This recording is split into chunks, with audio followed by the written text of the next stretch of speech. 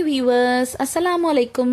Welcome to Sana kitchen. இன்னைக்கு ஜும்மா ஸ்பெஷலுங்கிறதுனால நான் இன்னைக்கு நெய்ச்சோறு, மீன் குழம்பு, மீன் வறுவல் செய்யலான்ட்டு இருக்கேன்.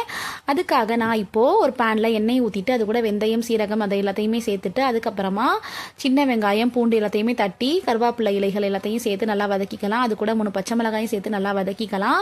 இது கூட கொஞ்சமாக காஷ்மீரி மிளகாய்த்தூள், மல்லித்தூள், மிளகாய்த்தூள், மஞ்சத்தூள் எல்லாமே ஒரு 1 டேபிள் ஸ்பூன் நான் சேர்த்துக்கிறேன். சேர்த்து நல்லா வதக்கி விட்டுறலாம். வதங்கினதுக்கப்புறமா நான் இது கூட தக்காளியை பேஸ்ட்டாக அரைச்சி வச்சுருக்கேன். அது கூட வெந்தயம், சீரகம், சோம்பு எல்லாத்தையுமே அதோட சேர்த்து தக்காளியை அரைச்சி வச்சுருக்கேன். அந்த தக்காளி பேஸ்ட்டையும் நம்ம இது கூட சேர்த்து நல்லா வதக்கி விட்டுறலாம். வதங்கினதுக்கப்புறமா நான் கொஞ்சம் கொத்தமல்லி இலைகளை இதில் தூவி விட்டுறேன். அதுக்கப்புறமா புளித்தண்ணியை இது கூட ஊற்றி நல்லா கொஞ்சமாக கொதிக்க விட்டுறலாம்.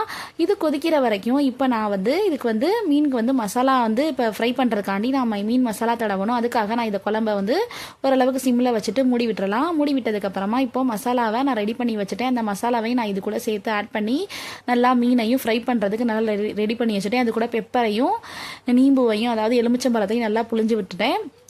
முடிஞ்சதுக்கப்புறமா இப்போ குழம்பு திறந்து பார்க்கலாம். நல்லா குழம்பு கொதிச்சிருச்சு. இந்த நேரத்தில் நம்ம மீன் துண்டுகளை சேர்த்துக்கலாம். சேர்த்து நல்லா மறுபடியும் ஒரு மூடி போட்டு மூடி விட்டுறலாம்.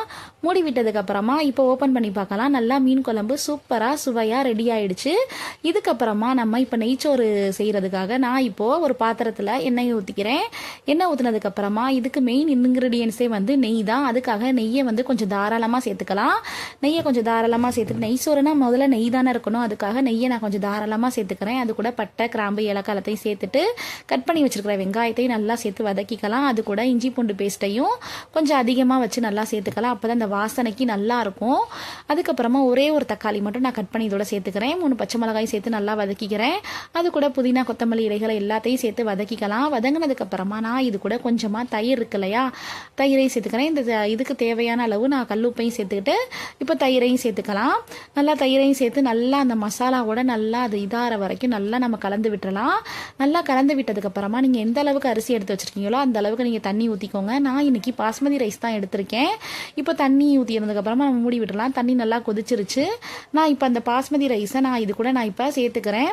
சேர்த்து மூடி போட்டு மூடி விட்டுறலாம். இப்போது சூப்பராக சுவையான நெய் சோறு ரெடி. இதை சூப்பராக நம்ம சர்வ் பண்ணி நல்லா சாப்பிட்லாம். அதுக்கப்புறமா இப்போ நான் கருவேப்பிலையெல்லாம் போட்டு மீனை வறுக்கிறதுக்காக ரெடி பண்ணிகிட்ருக்கேன். இப்போ மீனையும் சேர்த்து வறுத்துடலாம். அங்கே போய் தொழுது முடிச்சுட்டு வந்தாச்சு. இதுக்கப்புறமா இப்போது நம்ம சர்வ் பண்ணி சாப்பிட வேண்டியதான். இப்போ என்ன பாட்டு வைக்கிறது? இந்த பொறப்பு தான் நல்லா ருசிச்சு சாப்பிட கிடைச்சது அப்படின்னு சொல்லி பாட்டு பாடிட்டு சாப்பிட வேண்டியதான்.